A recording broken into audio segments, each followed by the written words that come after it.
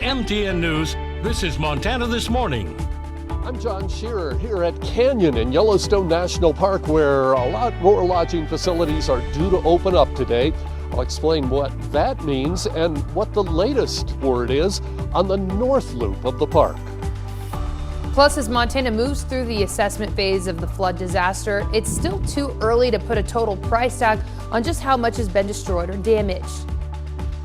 Good morning, Southwest Montana, 6:31 on this Wednesday. Sun's coming up on what's going to be a beautiful couple days in this forecast heading into that 4th of July weekend. Yeah, it should be a nice into your 4th of July. There's a couple of chances of some thunder showers later in the weekend as we get in towards 4th of July. I don't think it's really going to scramble anybody's 4th of July parades or fireworks displays or anything like that. We'll continue to monitor it, though.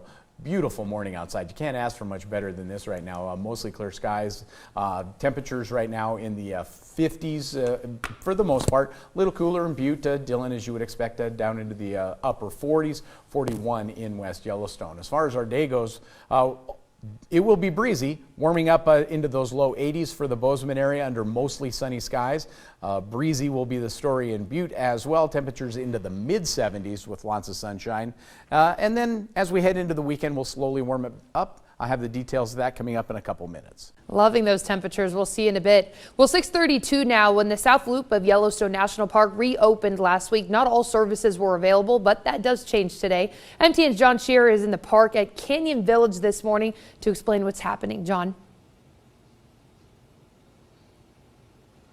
Well, good morning, Ashley. 39 degrees here, still 39. It's been holding at that most of the morning here, but you know, that's a sight better than we had just a week ago today when it was right around freezing at the west gate to the park. That's when the South Loop of Yellowstone reopened after historic flooding.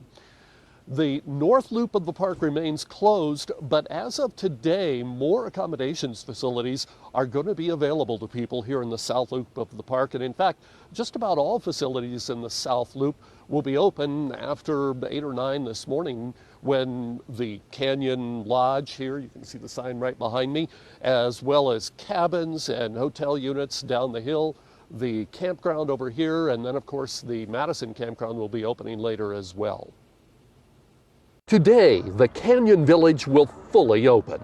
That means the campground, lodge, and cabins will all open to guests as early as this morning. In addition, the popular Madison campground is opening today.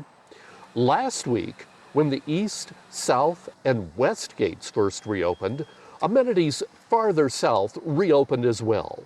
That included the Fishing Bridge RV Park, the Lake Hotel, Bridge Bay Campground and Marina, Grant Village and Campground, Old Faithful Inn, Snow Lodge, and the Old Faithful Lodge. While the park requires odd even license plate entry to Yellowstone right now, those with lodging or camping reservations, or who have booked guided trips inside the park, may enter on the dates of their reservation without having to follow the license plate rule. In Canyon Village, everything will soon be open.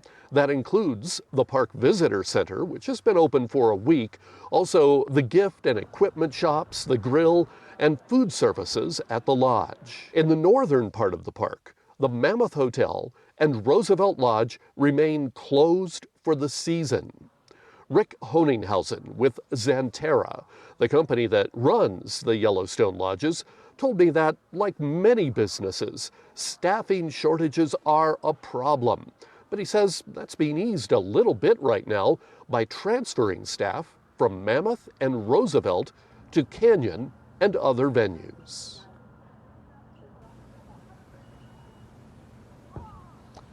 Now, last week, Cam Sholey, the park superintendent, said that he hoped to see the northern loop of the park be able to reopen within about 2 weeks. I just checked in with Yellowstone officials yesterday, and there's no word yet on when that might happen.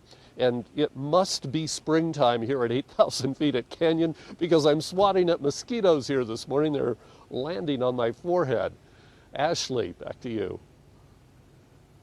So hopefully you can get some bug spray while we wait for you to come back in a couple minutes with that live interview.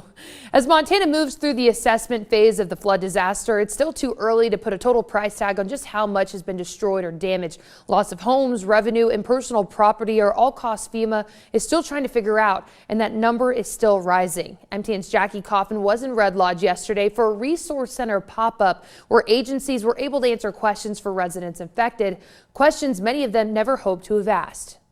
Wreckage from the flood is still visible here in Red Lodge. I'm standing on Broadway Avenue and I can see debris, a damaged bridge, and a destroyed home. Assessments are underway trying to figure out how much has been lost, but what's impossible to account for is the emotional toll this flood has taken on residents. There's a very strong emotional attachment to our stuff, and so right now just letting people realize and grieve over what they have lost, and then be able to turn that grief into some action, and then turn that action into helping their next neighbor. Disaster response is divided into many categories, and that's on display today at the Multi-Agency Resource Center, or MARC, at the Red Lodge Civic Center. So there's everything from housing needs to food needs to clothing needs to insurance needs to legal aid needs, unemployment, places that they might not have been aware they could even ask for help. And this is created through an organization called the Volunteer Organizations That Assist with Disasters, or VOAD. I'm a member of the VOAD team because of my training, and so we're all together here today to help everybody get what they need. This event is a first of its kind community organized effort, giving a chance for flood victims to talk to officials for multiple organizations and collect all their information in one place. And to start circling in on the cost of the disaster, you have to look to many agencies that interact with different elements of disaster loss. Because when a disaster hits, especially a disaster like a flood that took out the housing for the working class of Red Lodge, there are so many needs there, especially the financial needs and the emotional and spiritual needs. As residents across the flood zone are left waiting for answers to these questions, Pastor Pam says one thing they don't want to lose is a sense of community. We are Red Lodge strong. The same MARC will come to Fromberg this Thursday. In Red Lodge, Jackie Coffin, MTN News.